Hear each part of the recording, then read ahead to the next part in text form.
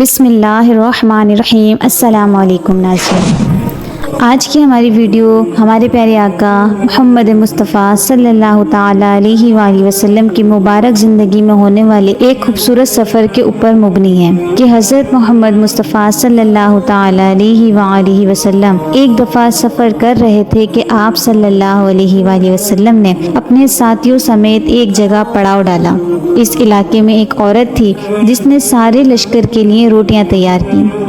جب وہ فارغ ہوئی تو اس نے صحابہ اکرام سے عرض کیا کہ میں آقا حضرت محمد مصطفیٰ صلی اللہ تعالیٰ علیہ وآلہ وسلم سے ملنا چاہتی ہوں۔ صحابہ کرام اس عورت کو آپ صلی اللہ علیہ وآلہ وسلم کے پاس لے گئے۔ جب یہ عورت حضرت محمد مصطفیٰ صلی اللہ علیہ وآلہ وسلم کے پاس گئی تو اس نے عرض کیا کہ یا رسول اللہ صلی اللہ علیہ وآلہ وسلم، میرا ایک بچہ ہے۔ میں جب بھی تندور میں روٹیاں تیار کرتی ہوں تو میرا بچہ میرے پاس آ جاتا ہے۔ میں اپنے بچے کو تندور کے پاس نہیں آنے دیتی کہ میرے بچے کو آگ کی گرم ہوا نہ لگ جائے، کیونکہ میں ماں ہوں۔ ماں کا دل بہت نرم اور نازک ہوتا ہے، وہ اپنی پیدا کی ہوئی اولاد کو کس طرح سے مشکل میں دیکھ سکتی ہے۔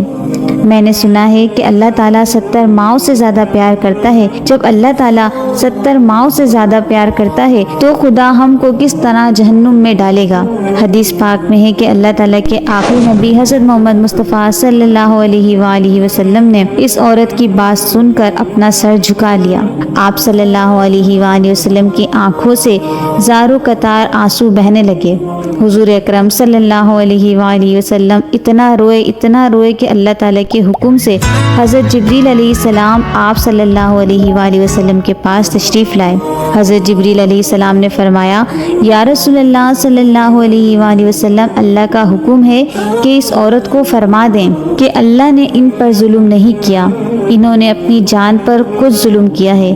اللہ تعالیٰ تو چاہتا ہے کہ میرا بندہ مجھ سے مانگے، کیا مانگتا ہے میں اس کو عطا کرنے کے لیے تیار ہوں۔